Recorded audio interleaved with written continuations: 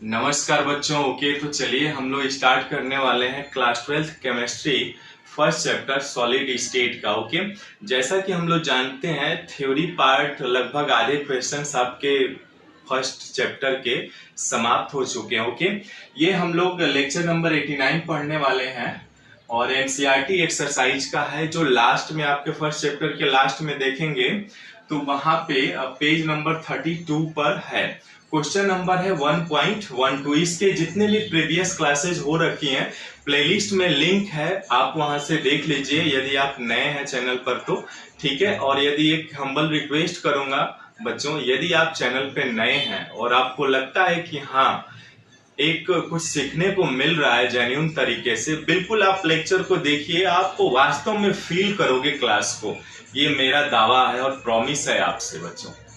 आप उठा करके देखिए अदर्स भी और मेरा एक बार देखिए, बिल्कुल डिफरेंट होगा और उस वे में होगा जिसको आपकी जरूरत है। ठीक है, तो ज्यादा मैं कुछ नहीं बोलूंगा, ठीक है, बाकी आप खुद समझदार हैं। चलिए हल करते हैं क्वेश्चन को और समझते हैं। ओके, एक रिक्वेस्ट और करूंगा, साथ में नोटबुक और पेन जरूर रखिएगा बच्चों। ओके, और आपको कोई भी प्रॉब्लम है कमेंट्स करके बताइएगा, क्विक और जल्दी से जल्दी आपको रिस्पांस और आंसर मिलेंगे, ये प्रॉमिस है आपसे। और हाँ, आपको यदि फर्स्ट चैप्टर डाउनलोड करनी है ना, मैं तो कहता हूं कि कोई किताब खरीदने की जरूरत नहीं है आपको, सिर्फ नोटबुक रखिए और एक पेन रखिए। बाकी सारी स्टडी मटेरियल आप डिस्क्रिप्शन में जाइए, लिंक है वहां वेबसाइट का, वहां पे सारी चीजें अवेलेबल हो जाएंगी, आप डाउनलोड कर लीजिए और अपनी पढ़ाई करिए। ठीक है, चलिए हल करते हैं। क्वेश्चन क्या कह रहा है, ध्यान से देखिएगा। एक घनीय ठोस दो तत्वों, कोई घनीय ठोस है दो तत्वों P और Q से बना है। घन के कोनों पर Q परमाणु एवं अंतः केंद्र यानी बॉडी सेंटर पर P परमाणु स्थित है। इस यौगिक का सूत्र क्या होगा? P एवं Q की उप सह संयोजन संख्या क्या होगी, ये भी बताना है। ये तो हिंदी मीडियम के लिए हो गया। और एक और चीज बताना चाहूंगा, आप हिंदी मीडियम में पढ़ रहे हैं यूपी बोर्ड से या किसी भी बोर्ड से, या आप सीबीएसई बोर्ड से इंग्लिश मीडियम से पढ़ रहे हैं, दोनों के लिए है ये, क्योंकि इंग्लिश और हिंदी दोनों ले करके चल रहे हैं हम। ठीक है, अब यहाँ पर देखिए, a cubic solid is made of two elements P and Q, atoms Q are at the body centre, what is the formula of the compound, what is the coordination number of P and Q। देखिए simple है, एक कोई ठोस है, घनीय ठोस है बच्चों, ठीक है, ये आपका सपोज करते हैं ये आपका एक घनीय ठोस है। ओके, और इनके कोनों पर क्या है? Q परमाणु, घन के कोनों पर Q परमाणु है ना। देखिए solid atom Q are at the atoms Q are at the body centre है ना, और आपका जो P है वो आपका कोनों पर है। तो देखिए घन के कोनों पर क्या है? Q परमाणु है, Q परमाणु है कॉर्नर्स पे। तो कॉर्नर्स पे क्या होता है? 8 कॉर्नर्स होते हैं ना, हम जानते हैं, है ना, ये सभी कॉर्नर्स है आपके। ठीक है, देखिएगा ध्यान से, प्रश्न कह रहा है कि घन के कोनों पर Q परमाणु है ना, यानी घन लिखते हैं हम इसमें, ठीक है।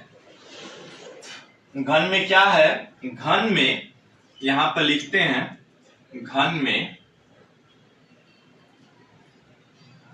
परमाणु Q कोनों पर स्थित है, यानी कोनों पर यानी कॉर्नर्स पर है ना, कोनों पर स्थित है। तो अब देखिए बच्चों, जब 8 कॉर्नर्स होते हैं तो आप जानते हैं कि 8 कॉर्नर्स हैं, तो एक कॉर्नर्स पे एटम का कितना पार्ट होता है? 1/8, यानी ये टोटल कितना हो जाता है? एक परमाणु होता है। तो इसलिए Q परमाणुओं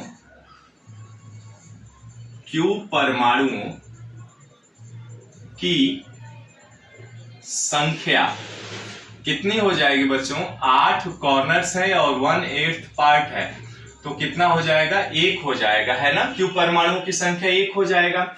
अब चूंकि देखिए क्या कह रहा है कि P जो परमाणु है वो कहां पर है? अंतः केंद्र पर है, यानी बॉडी सेंटर पे। यहाँ पे जो एटम है बच्चों, यहाँ पे इसके पूरे बीचों बीच यहाँ पे क्या है, बॉडी सेंटर में P है ना। तो यहाँ पे लिख लेते हैं, चूंकि प्रश्नानुसार घन में परमाणु P अंतः केंद्र यानी इसको कहते हैं बॉडी सेंटर, एकदम बीचों बीच रखा हुआ है बच्चों, ठीक है, बॉडी सेंटर पर स्थित है, ठीक है। इसलिए P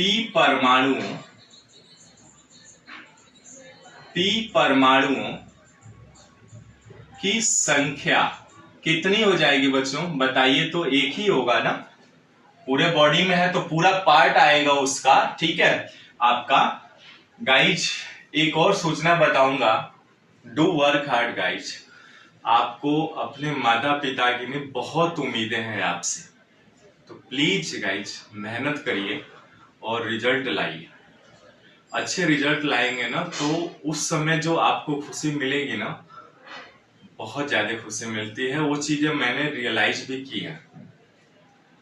कभी टाइम मिला तो आपको मैं अपनी स्टोरी बताऊंगा, आप देखिएगा, वाकई में आपको पैरों तले जमीन खिसक जाएगी यदि जानेंगे मेरी स्टोरी। तो मौका मिला तो जरूर अपनी स्टोरी आप लोगों के सामने लाऊंगा, लेकिन फिलहाल अभी सिलेबस देखते हैं, क्योंकि सिलेबस इंपॉर्टेंट है बच्चों, ठीक है। मेरी कहानी नहीं, कहानी तो बाद में भी जान लेंगे आप, पहले अपने सिलेबस को कंप्लीट करते हैं, ठीक है।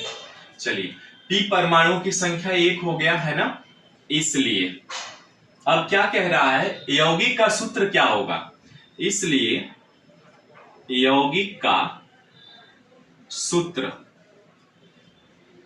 क्या होगा, देखिए P और Q है ना, तो P1 है Q1 है, तो इस P1 Q1 न लिख करके इसको क्या लिखते हैं, PQ लिखा जाता है, तो यही फार्मूला हो जाएगा, ठीक है बच्चों।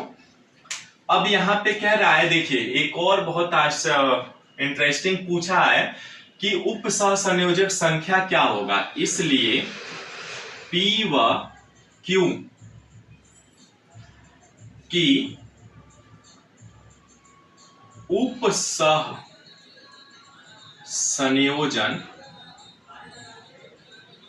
संख्या, यानी इसका मतलब ये हुआ कोऑर्डिनेशन नंबर Cn कितना हो जाएगा, 8 ही होगा ना, क्योंकि देखिए ये 8 जो है, ये जो एटम यहाँ पे रखा गया है, ये पूरे आपके जो एटम है इनके कॉर्नर्स पे, ये प्रत्येक परमाणु जो होता है अपने 8 परमाणुओं से जुड़ा होता है, इसलिए इनका कोऑर्डिनेशन नंबर कितना होगा, 8 होगा बच्चों। यही पूछा था इस क्वेश्चन में कि ये घनीय ठोस है, 2 तत्वों P एवं Q से बना है, तो घन के कोनों पर Q परमाणु एवं अंतः केंद्र पर P परमाणु स्थित है। तो इसे ही आप इंग्लिश में भी लिख सकते हैं, ठीक है। Since in cubic solid number of Q are situated at corners, so number of atoms of Q is equal to इतना, वैसे ही ये भी लिख सकते हैं, ठीक है। तो आसानी से आप लिख सकते हैं गाइज। और एक रिक्वेस्ट करूंगा, प्लीज चैनल पे हैं नए तो आप चैनल को सब्सक्राइब, लाइक और शेयर कर लीजिए बच्चों, ठीक है। और कोई भी प्रॉब्लम्स है आप हमें इंस्टाग्राम पे फॉलो कर सकते हैं, लिंक है डिस्क्रिप्शन में, और कमेंट्स करके बताइएगा, सारी समस्या का समाधान लेकर के आऊंगा, मेरी पूरी कोशिश रहेगी guys. Thank you so much. मिलते हैं फिर नेक्स्ट वीडियो में नए क्वेश्चंस के साथ। Okay, bye bye, see you.